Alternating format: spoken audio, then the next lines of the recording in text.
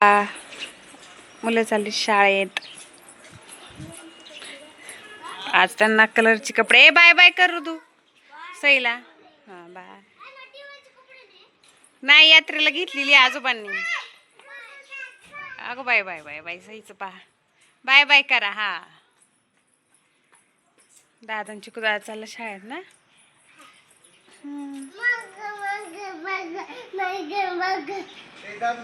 सई करती bye bye दादाला. नाना गेला का? तर नमस्कार मंडळी, गुड मॉर्निंग, शुभ सकाळ. कशा आहात सर्वजण? मस्त मजेत ना? मजेतच राहा. तर स्वागत आहे आज आपलं आणखीन एका नवीन व्हिडिओ मध्ये. तर रुद्रांशला सकाळी शाळेत आवरून दिलं, स्वयंपाक केला चुलीवरती त्याच्या टिफिनचा. मग आज केलती शेवग्याचं कालवण केलं पातळ, तेच त्याला टिफिन वरती दिलं. चपात्या ते आवरलं मी आतमध्ये. आणि आता चूल पेटवती. आता वाजले 10-10:30 झाले असतील. माझं आवरलं, कपडे वगैरे भांडी सगळं आवरलं. आणि म्हटलं चला एक रेसिपी करायची होती, तर ती चुलीवरच करावं म्हटलं. पण ह्या चुलीने तुम्हाला काय सांगू, मला ना अर्धा तास घेतला पेटायला. कारण त्या दिवशी ना पाऊस झाला ना, मग त्यामुळं आय थिंक ते थोडंसं ओलच होती खाली. आणि त्यात त्या दिवशी मी भाजी केली आणि त्याच्या खालची जी राख वगैरे असते का ती काढलीच नाही, कोळसे वगैरे. तर ते पण म्हणजे मी आज काढलं सगळं बाहेर, चूल एकदम हे केली, पण खाली ना ओलच होतं आणि चूल पण बऱ्यापैकी ओली होती जरा. तर मग मी काय केलं, बराच वेळ सारखं बघा, आता पण पेटली का ती लगेच विजायची, पेटली का लगेच विजायची. आणि आता काय रॉकेल वगैरे असं नसतं, त्यामुळं मग मी माझ 15 ते 20-25 मिनिटं तर फार हमखास गेले. एवढा वेळ ना, मी 10:30ला सुरुवात केली का, तर 11-11:15 वाजता मी हा टोप त्याच्यावरती ठेवला होता. पेटलं ना का मला बरं वाटायचं का ते परत विजायचं, आणि फुकायला पण आहे ना काही चान्स नव्हता, कारण कोळसा तयार झालेलाच नव्हता. तर असं आज करायचं आपल्याला खरवस. तर यांनी गाईचं दूध आणलं होतं, यांना दिलं एका काकांनी.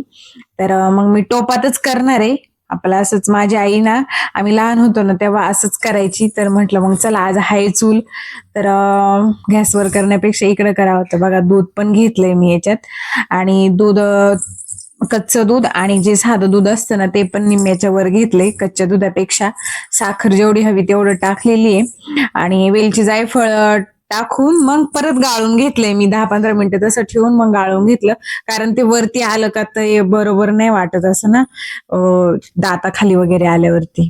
तर बघा मग मी गाळून घेतले मस्त दूध. आणि टोपाच्या खाली ना पाणी ठेवलेलं आहे मोठ्या टोपात, आणि टोपाला बुडबीड घेतलेलं आहे कारण घासायला लई होतं. तर मी तेल आणि निरमा पावडरचं बुड घेतले, त्याने पटकन निघते बरं का.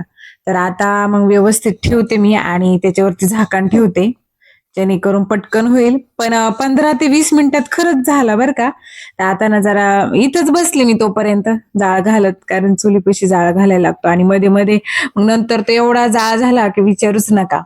तर बघा आपला खरवस आता रेडी आहे.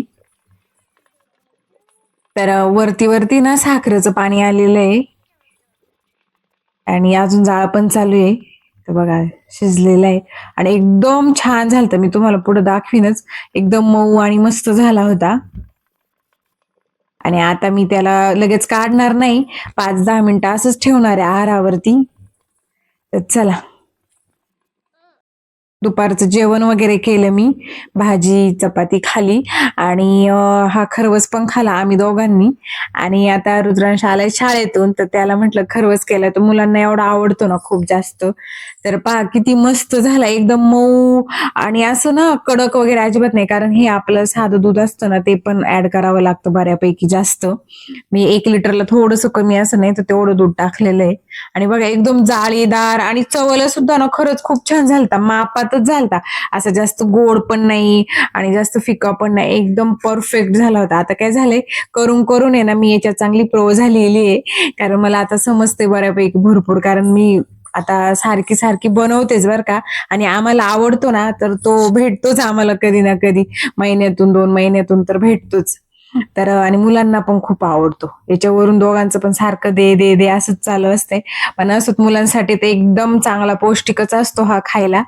तर चला, इथं मुलं करतात मस्तपैकी एन्जॉय. आज आहे बुधवार, बाजारात गेले होते आणि बाजारातून आले घरी आणि आज ऋतूचं चाललं होतं की आई किती दिवस झाले आपण चायनीज तो राईस नाही खाला.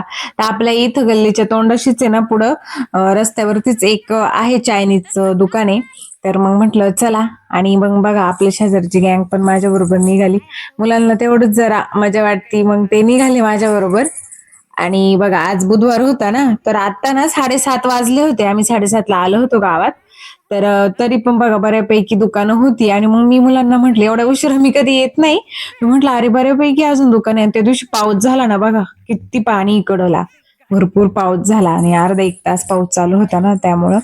तर इथं रोड आणि अजून पण दुकान आहे आणि आपल्याला जायचं इथं चिली किंग ह्या दुकानाचं नाव आहे.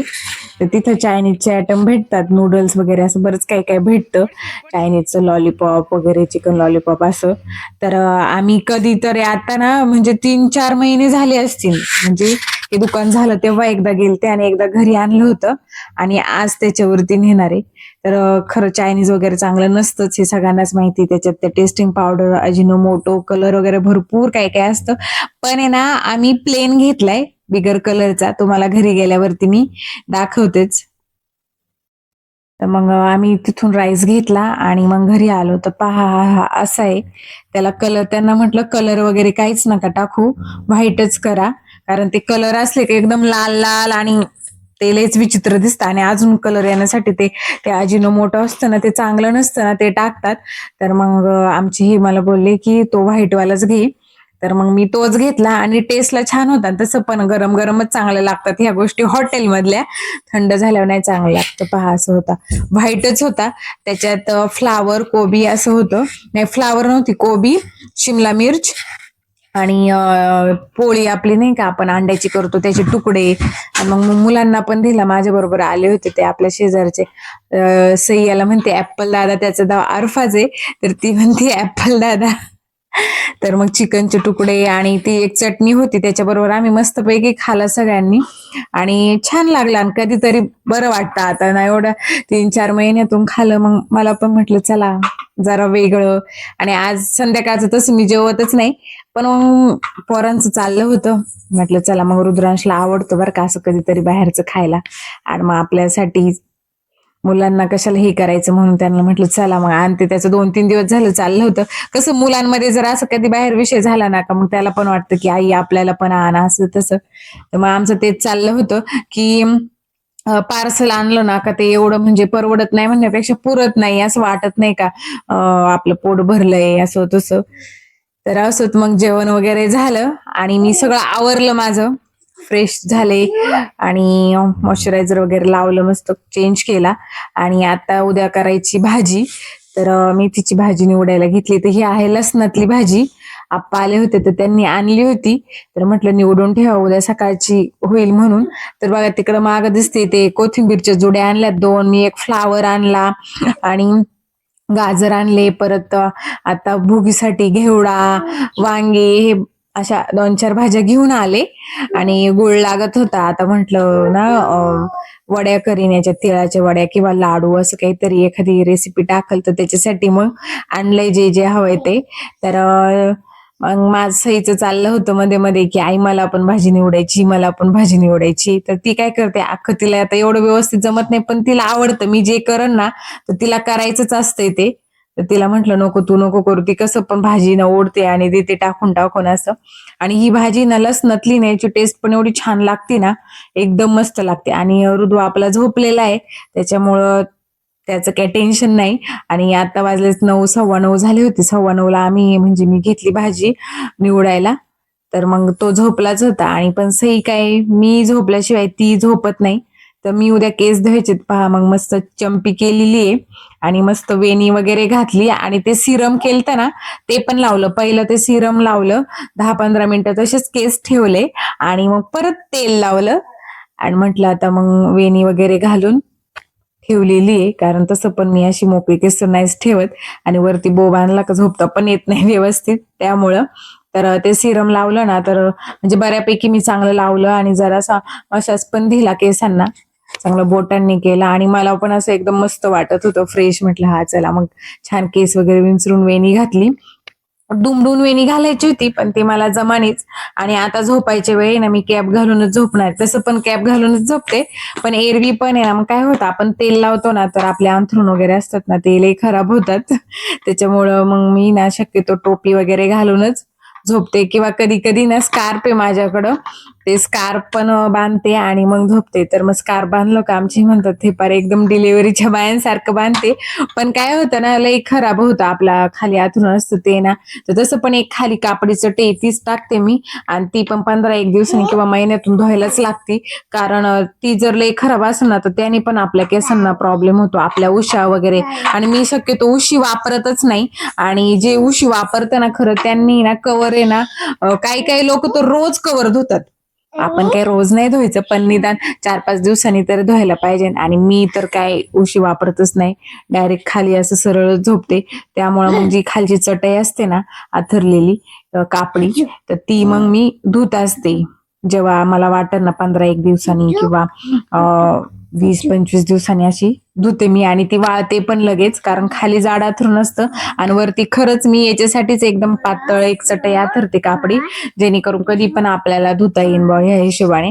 आणि सईचं चाललं होतं की आई मला भाजी निवडून दे, तर मी नंतर मी काय करायची, निवडायची आणि तिच्या हातात द्यायची. मग म्हणायची बघ सई किती हुशार आहे, सई काम करू लागती मला, मग तू भाजी निवडती. मग तिला जरा बरं वाटत होतं.